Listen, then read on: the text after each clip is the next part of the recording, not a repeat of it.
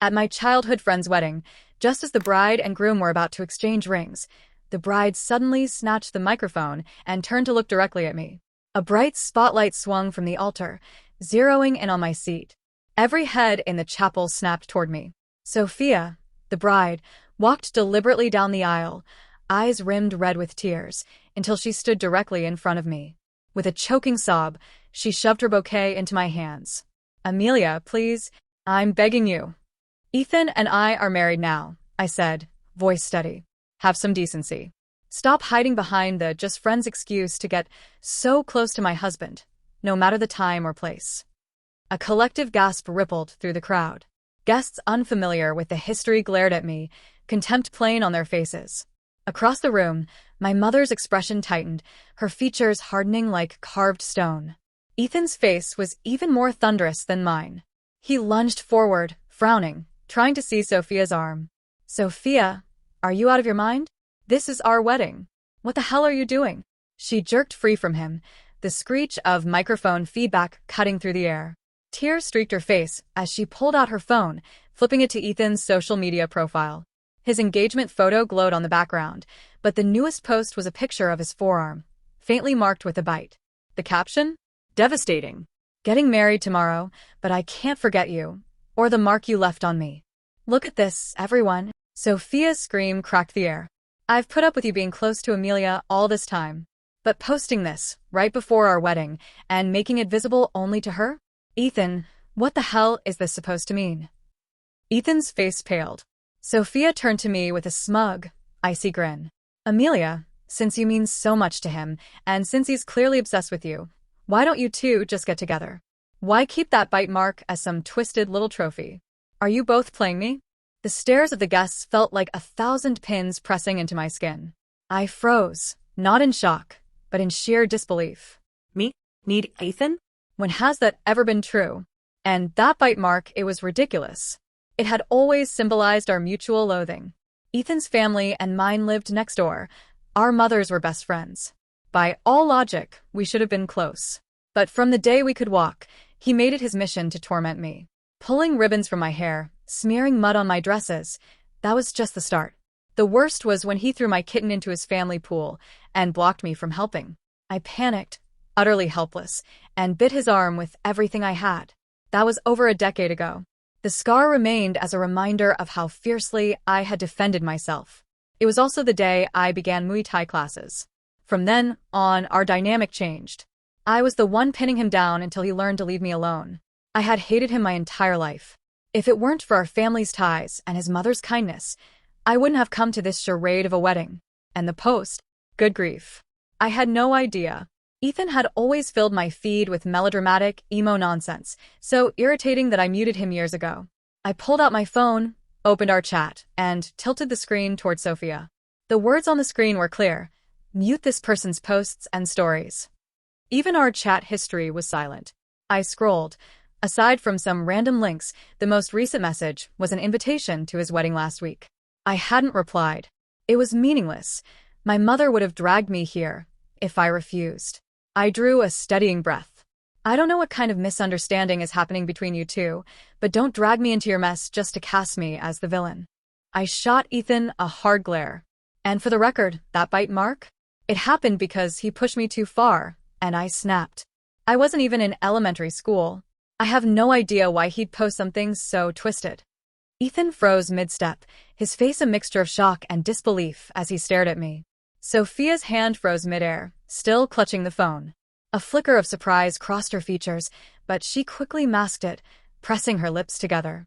"You can't deny the way you two act around each other," she spat. "You hang out with all those guys trying to blend in, but it's just a cover to stay close to Ethan. There's a limit to this cool girl act, Amelia. You have a fiancé, yet you're still stringing my husband along. Don't you feel any shame?" I let out a humorless laugh and glanced at Ethan, who had gone still, trying to look invisible. Then Chloe, Jake's girlfriend, stepped in bluntly. "Sophia, are you sure you're not overreacting? I've never seen Amelia cross any lines." Sophia blinked, momentarily thrown, and shifted her attack toward Leo's wife, Sarah. But Sarah just smiled calmly. "Sophia, you're completely wrong. We all spend time with Amelia because she's genuinely kind and trustworthy. She rarely initiates gatherings. Usually we have to beg her to join us. Remember the supplier for my husband's construction project? The design team for Jake's new restaurant? The insider deal on Mark's car? That was all Amelia. She made those connections happen. Leo tried to cut in, but Sarah gave him a look that shut him up immediately. She turned to Ethan, whose face was darkening by the second, and added with a sly smile, Amelia is the glue holding this group together. Ethan has nothing to do with it. He only joined because he's her neighbor. We tolerate him because of her, not the other way around. I shot Sarah a silent mental high five. The truth was simple. In a small city like ours, the business and social circles are tight. Our crew was solid, but the foundation, what kept it all together, had always been me. My family had made its fortune in renewable energy a few years back. I'd branched out into consulting and opened an exclusive bar, building a network of influential clients. I became friends with Jake and Leo because our fathers worked together and we supported each other's ventures. Ethan's family ran a struggling construction supply business, nearly bankrupt. Out of pity, my mother had my father give them a few contracts to keep them afloat and insisted I include Ethan in my circle. I had resisted. I'd never forgiven him for the way he treated me as a child. But my mother's nagging won, and I reluctantly let him tag along. I fixed my gaze on him. So, what exactly were you trying to accomplish with that post? Ethan's face went the color of raw meat. His lips moved, but no sound came out. Sophia's expression soured, but she refused to back down. You've all been fooled. She's pretending to be above it all, flaunting her success to seduce men. I narrowed my eyes, my patience snapping. It was her wedding day, and I had been willing to tolerate this for the sake of peace, but she was determined to drag my name through the mud. Sophia, accusations like that need proof, I said coldly. You've already seen my chat with Ethan. What else do you need? She sneered. If there's nothing going on, why has he spent so much money at your bar? It's a members-only place with ridiculously high fees. You're a woman running an exclusive venue. Surely you have ways to keep wealthy clients around. Ethan just dropped 50 grand on a membership. Are you telling me that's not suspicious? A hush fell over the room. My mother, pale with fury, moved to stand. I gently guided her back into her seat and stepped towards Sophia. First of all, Ethan spending money at my bar is a normal business transaction. I didn't pressure him into anything. And don't worry, I added, my tone sharp. My manager will refund anything he hasn't spent and post a permanent notice banning him from the bar. What a ridiculous notion. My bar was a high-end establishment, rivaling anything in a major city. Renovations alone had cost millions, and my clientele included the city's wealthiest and most influential. Did Sophia really think I needed Ethan's petty spending? She froze, clearly unprepared for my decisiveness. Even so, she pressed, you can't deny that he rushes over at all hours because of you. Why does he always answer your calls in the middle of the night? Last Wednesday, at 2 a.m., he ran out in his pajamas claiming there was an emergency at your bar. You expect me to deny that? Her claim stunned me. I had never contacted Ethan, and last Wednesday, my fiancé and I had been out of state on vacation. As I opened my mouth to correct her, I caught a flicker of panic in Ethan's eyes. Sophia, stop this. It's a misunderstanding. We can talk later at home. Today is your wedding. She wrenched her arm free. I need the truth right now. Is she the only one you love? Did you even want to marry me? Yes. I never wanted to marry you. Ethan's voice roared, breaking the fragile composure he had held. His eyes darted toward me, wild and cornered. Sophia's face turned pale in disbelief. Then, almost instantly, her color drained entirely. My stomach, it hurts, she murmured, before collapsing in a dead faint. Chaos erupted. Ethan, terrified, scooped her up and rushed toward the exit. My mother, tense and worried, urged, Amelia, maybe we should go to the hospital, just to be safe. I hesitated briefly, then nodded, following after the ambulance. Outside the emergency room, Ethan crouched against a wall, his face ghostly. My mother tried to offer some comfort to his mother, Wanda, but was met with icy indifference. My mom's expression darkened, just as the ER doors opened. A doctor stepped out. The patient is stable. The emotional stress caused a threatened miscarriage. She'll need to remain under observation to ensure the pregnancy continues safely. Wanda's expression shifted into manic relief. After confirming Sophia was indeed pregnant, she whirled on me. eyes blazing with resentment. Happy now, Amelia? If you hadn't started this fight at her wedding, Sophia might never have almost lost my grandchild. You have your own fiancé. Why can't you leave my son alone? Her voice rose with every word. Sophia was right. Boundaries matter. If you dislike my son, stay away. Stop pretending to be his friend while secretly trying to seduce him. You may have no shame, but we do. What are you talking about? My mother shot back, rising to her feet, a mix of anger and disbelief on her face. Wanda, if I hadn't convinced my husband to give your family contracts, you'd have gone bankrupt years ago. And this is how you repay us? By slandering my daughter. Wanda flinched, then softened her tone. Amelia, please, you know my son's condition. The doctors said he'd almost never have children. Now that Sophia is pregnant, that baby is our only hope. Just stay away from Ethan from now on. Mom. Stop it. Ethan hissed, red-faced, humiliated by the public revelation of his infertility. I scoffed and quickly texted my assistant to check Ethan's recent movements and social media activity. I hadn't called him at 2 a.m. Someone else had, and I wasn't about to take the blame. Just as I hit send, Ethan approached, hesitant. Amelia, I know you're not involved in this, but I'm about to become a father. This matters so much to our family. For the sake of our history, could you just let it go? Don't push her any further. I rolled my eyes. Maybe you should focus on why you made your wife feel so insecure in the first place. He opened his mouth to respond, but approaching footsteps cut him off. I turned to see Liam, my fiancé. Usually calm, there was a rare urgency in his expression. Sorry I'm late. He was in a perfectly tailored suit, clearly coming straight from work. His handsome face was cold, his gaze sharp as he came to my side. I'd appreciate it if certain people could behave with some dignity and stay away from my fiancé, he said lowly, a dangerous edge to his tone. And stop pinning your messes on her. Ethan flinched beneath Liam's glare, a mixture of fear and jealousy flashing in his eyes. After a tense pause, he retreated toward the ER. Liam's demeanor softened as he smoothed a strand of hair behind my ear. Come on. I'll take you and your mom home. By the time we arrived, it was dark. I had barely kicked off my shoes when my phone began buzzing nonstop. My assistant had sent photos that made my eyes narrow instantly. So that's why Sophia was convinced I was the other woman. Before I could process it all, a notification popped up, trending local news. Boycott local socialite. Juggling 2 men and a chaotic private life. Someone had edited clips from the wedding, stripping out all context, painting me as the villain. The comment section was a cesspool of accusations calling me a manipulative, cool girl. Thanks to the algorithm, a live stream recommendation popped up automatically. It was Sophia, broadcasting from her hospital bed. The title read, The Cost of Marrying a Devoted Man, My Husband's Affair with His Best Friend. She was propped on pillows, pale and red-eyed, crying for the camera. I'm pregnant with twins, and he's still involved with another woman. A woman who already has a fiancé, but calls my husband in the middle of the night. The comments poured in, a mix of sympathy and outrage. I'm so sorry. Women like that are the worst. I heard her family is like local royalty. She owns a shady bar? Who does that? I laughed at the absurdity. My mother's hands shook with anger beside me. Liam wrapped an arm around my shoulders.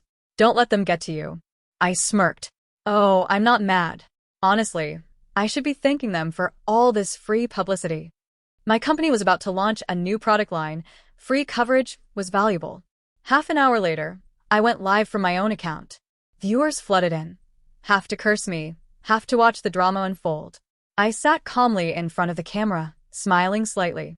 Then a co-stream request popped up. It was Sophia. I accepted. Her tear-streaked, pale face filled the screen. You really have no shame, broadcasting after all this? She hissed. I raised an eyebrow and held up my phone. I'd invite everyone to check out the new video I just posted. In an instant, the comment feed exploded. The truth was, Ethan had been unfaithful for a long time. Sophia had pursued him relentlessly, and for him, marrying her was just a convenient step up, something his parents had been pressuring him into. Long before Sophia, there had been someone else, a woman named Zoe. The worst part? Zoe looked almost exactly like me, especially her eyes and the small mole near the corner of her mouth. We could have been sisters. Internet sleuths pieced it together almost immediately. The moment I shared the photos of Ethan and Zoe together, the comments erupted. Wait, That girl looks just like Amelia. Is he replacing her with a stand-in? Childhood crush / lookalike replacement plot? I'd read that in a novel, but in real life, it's disturbing. Yikes. So Sophia was played by her husband this whole time and blamed the wrong person? That's insane. Even if Sophia couldn't read every comment, the shift in public opinion was unmistakable. I looked straight into the camera. I know many of you have questions. Ethan and I are strictly friends, and I am happily engaged. As you've just seen, the person Ethan was sneaking out to see in the middle of the night wasn't me. It was his mistress. This isn't for clout, I continued, keeping my voice steady. I'm speaking up because I refuse to be falsely accused. I hope this clears up any misconceptions. On my word, nothing inappropriate has ever happened between Ethan and me. And regarding the money he spent at my bar, it's all been refunded, and he's permanently banned from the premises. Within minutes, Sophia seemed to understand the full truth. She let out a strangled sob and abruptly ended the co-stream, shutting down her own broadcast. I glanced at the time and smiled faintly at the camera. Thank you all for tuning in tonight. On a related note, my company's new line of green tech products just launched. Feel free to check them out. After ending the stream, Liam wrapped his arms around me from behind, concern written across his face. Is it over? He asked. I leaned into him, exhausted. Yes. I feel a little sorry for Sophia, to have been deceived like that for so long. There's no need for pity, Liam said, brushing my hair back gently. She attacked you without hesitation. Now she's facing the consequences of her own actions. At that moment, my phone rang, an unknown number. It was Ethan, frantic. Amelia, please take that down. Sophia is divorcing me, and my mother is about to have a heart attack. Just for old time's sake. I let out a cold laugh. Old time sake? When you were letting me take the fall for your affair, did you think about that? Ethan, you're despicable, always have been. Let me make this clear. I have always hated you. Don't ever contact me again. I hung up and blocked his number. Soon after the live stream, several hashtags began trending nationwide. Hashtag Ethan's true affair. Hashtag not the mistress you think. Word spread quickly that Sophia had caused an uproar at the hospital. She was demanding a divorce and threatening to terminate her pregnancy. While all that chaos brewed, I focused on my parents. I instructed my assistant to hire movers immediately. For years we'd stayed in our old neighborhood out of loyalty to our longtime neighbors, the Millers, but after everything that had happened, there was no reason to remain. I purchased a beautiful villa for my parents in a gated community with a lush garden and tight security. The peaceful environment instantly lifted their spirits. Next, I called in my company's legal team to sever every contract we still had with Ethan's family. Those deals had been built on personal trust. Since they had repaid our kindness with betrayal, I felt no obligation to show leniency. In truth, I held a grudge, and I couldn't stand any of the vile things Ethan had done. The legal department acted fast. Termination notices went out that same day.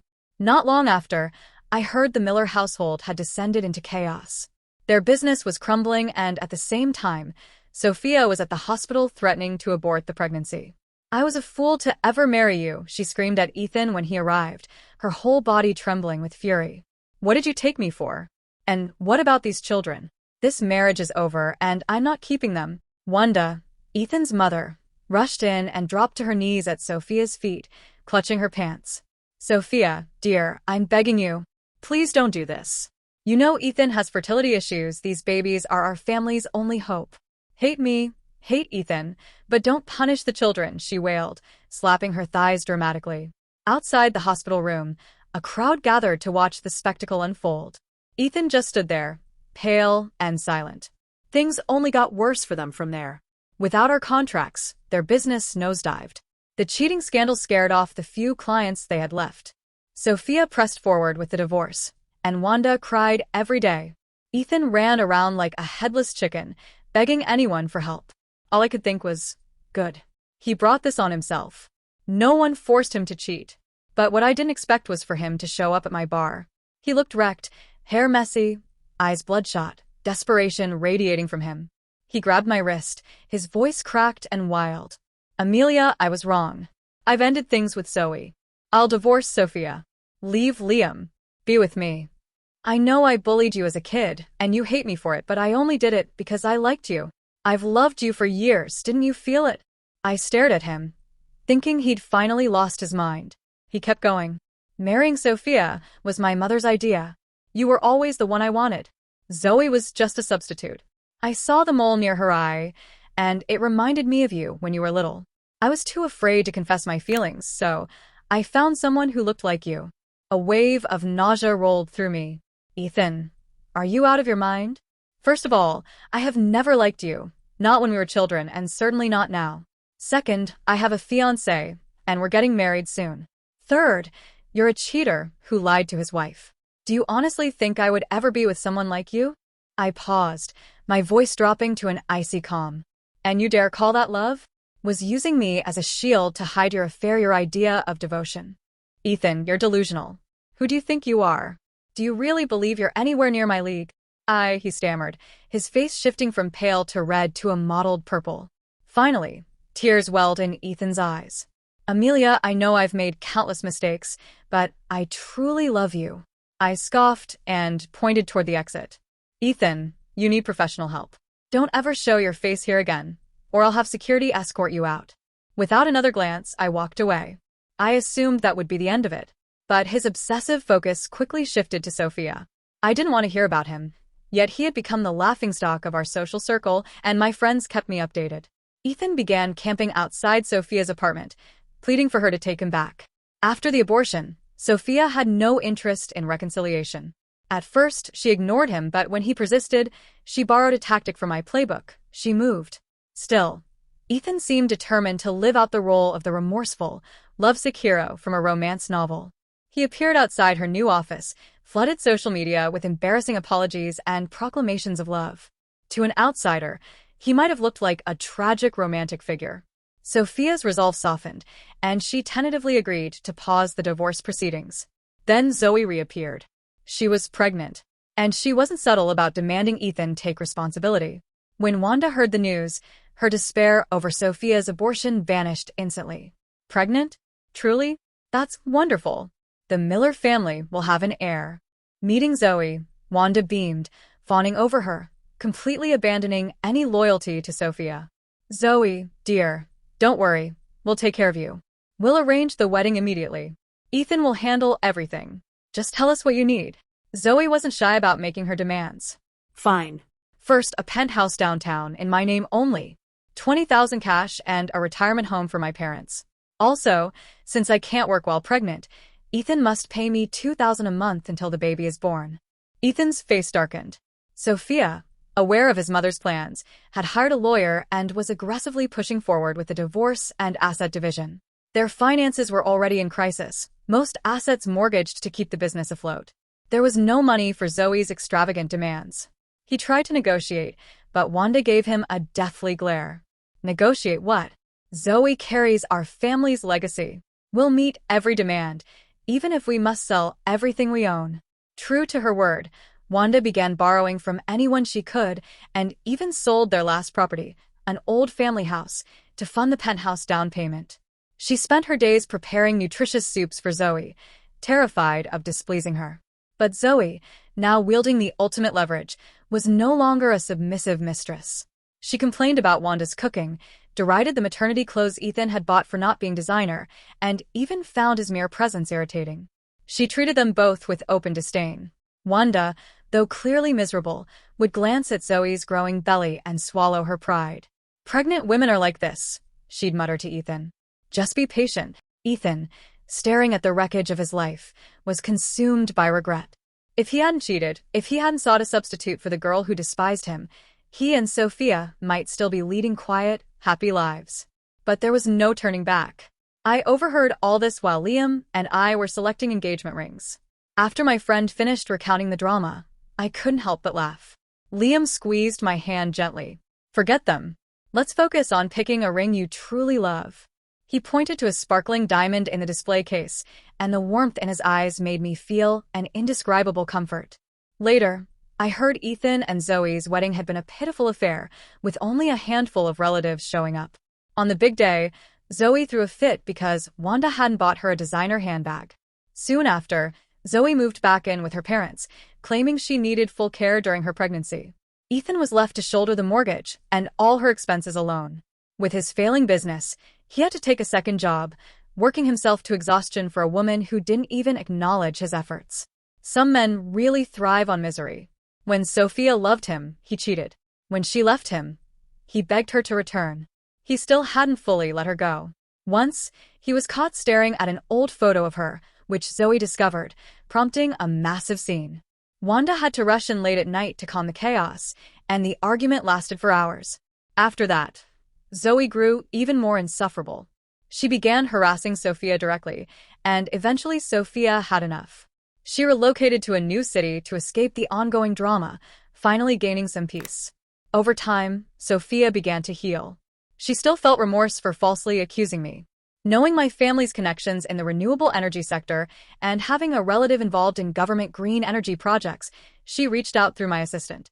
"Amelia, I acted impulsively and wrongly accused you. I'm genuinely sorry," she said when we finally spoke by phone. "I know your company has a new product launch coming up.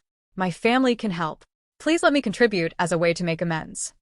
Hearing her, the last traces of my resentment melted away.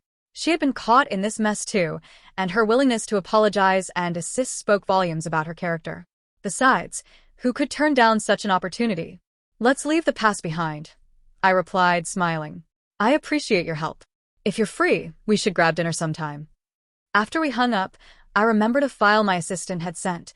Photos of Zoe with other men during her relationship with Ethan, including several outings after she had become pregnant. I paused briefly, then forwarded the images to Sophia. "This is about Zoe," I texted Sophia. "It might come in handy someday." She replied almost immediately. "Thank you, Amelia." I later discovered that Sophia never intended to use the photos for revenge. She kept them only as a safeguard, in case Ethan or Zoe ever tried to cause trouble again. Beyond that, she wanted nothing to do with them. With Sophia's assistance, my company secured the government contract. Our new product line became an overwhelming success, establishing us as the top green tech firm in the region. Liam and I celebrated with a beautiful engagement party. Even Sophia sent a gift through a friend, a pair of custom-made matching bracelets, symbolizing peace and goodwill. Meanwhile, Ethan's life descended further into chaos. Zoe eventually gave birth to a son and quickly filed for divorce, citing irreconcilable differences. She demanded substantial child support and the downtown penthouse. Ethan resisted, but because the baby was an infant, the court granted Zoe full custody. Being her only heir, the Miller family surrendered to all her demands. Soon after, Zoe sold the penthouse, took the funds, and vanished with the child. Ethan and Wanda searched frantically. Eventually, the police delivered a devastating blow. DNA tests proved the baby was not Ethan's. Zoe had known about his infertility all along. She had intentionally conceived with another man to ensnare him, all for money and property.